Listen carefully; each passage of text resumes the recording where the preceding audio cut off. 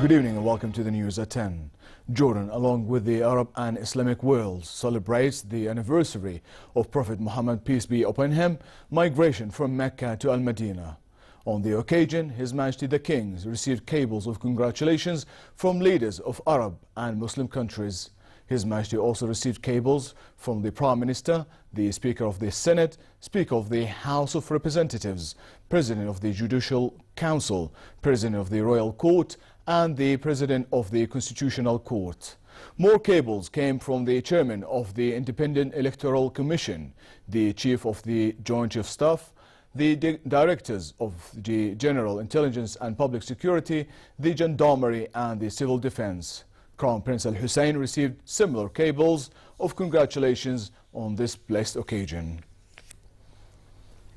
Minister of Foreign and Expatriate Affairs Ayman Safadi took part in a ministerial meeting of the Global Counterterrorism Forum in New York, which was co-chaired by Morocco and the Netherlands. In a statement made during the meeting, the minister voiced Jordan's commitment to working in cooperation and coordination with the global community to fight terrorism. He also urged adopting a holistic approach to combat terrorism through resolving crises that give rise to despair and chaos, which are the breeding ground for the spread of the terrorism. The minister also took part in a meeting on preventing terrorist use of the internet at the UN General Assembly. The meeting was co-hosted by British Prime Minister Theresa May, French President Emmanuel Macron, and Italian Prime Minister Paolo Gentiloni. He also urged to stop the spread of extremist material online, stressing the need to address terrorist ideology. The minister noted that Jordan had presented initiatives that called to combat terrorism and extremism, including the Amman message, which clarifies Islamic values of moderation and justice.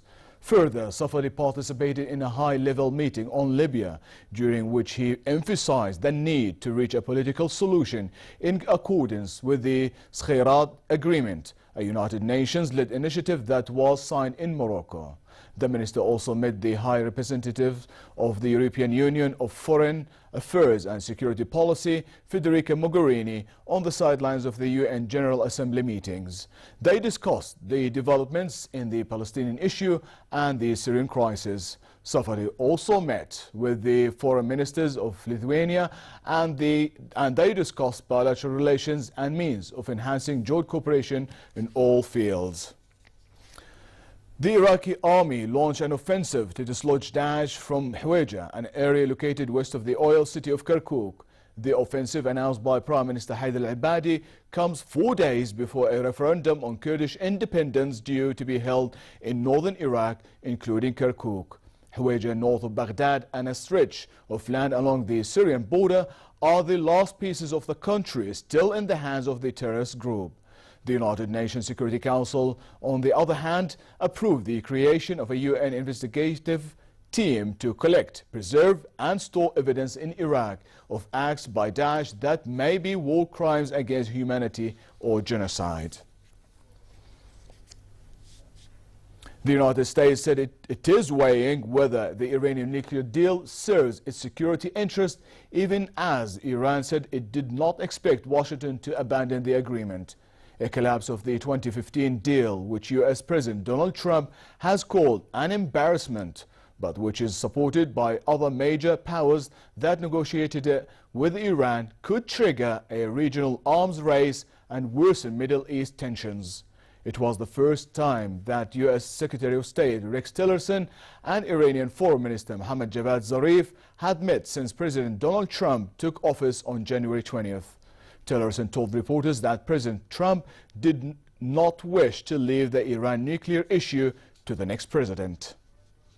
There were clear expectations of the parties who were negotiating this nuclear deal that a conclusion of the nuclear agreement would set aside, obviously, a serious threat to the region and to the relationship, and that by doing so, this would allow the parties to seek a more stable, peaceful region. That was the expectation of the parties, and regrettably, since the agreement was confirmed, we have seen anything but a more peaceful, stable region. In sport, two French pilots have beaten their international competitors to win a balloon race crown, navigating the furthest away from the starting point in Figiboo, Switzerland. The Gordon Bennett race, which calls itself the oldest gas balloon competition in the world, brings together experienced pilots from across the globe who each to try to travel as far as they can. Vassar Lees and Christopher Hoover piloted their way through Europe's skies to land smoothly 1,140 miles away in Estonia. In 2010, two race participants died after their balloon went missing over the Adriatic Sea. Là, je me prends à la soupape parce que sinon on va redécoller.